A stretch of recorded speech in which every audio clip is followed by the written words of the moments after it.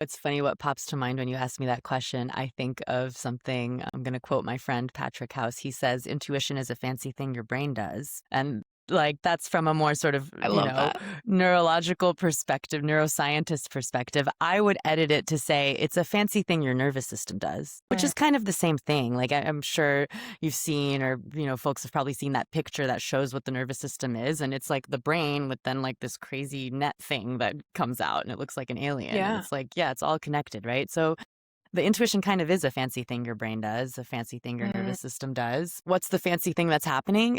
You could kind of boil it down to pattern recognition a little bit. That is kind of what this is about. Like one thing I always like to share with people when I'm trying to explain what the tarot is that you can think of it as a spiritual text in some ways, Yeah. an unbound book of knowledge and wisdom, of human knowledge and wisdom that's been collected through the ages. We started at the beginning talking about the history of this. Like there's something very ancient about the minor arcana, and then there's something a little bit more modern and new about the major arcana, and then like artists keep reinterpreting this. The most Mm. famous decks out there, there's the Rider-Waite Coleman Smith, which came out, I believe it was in the 1800s, and then like the Thoth deck that Aleister Crowley did in around the 1920s, I think. And so like I'm just referencing those two because they're some of the most widely used ones, but it's like these archetypes keep getting sort of revisited and recycled through and like added to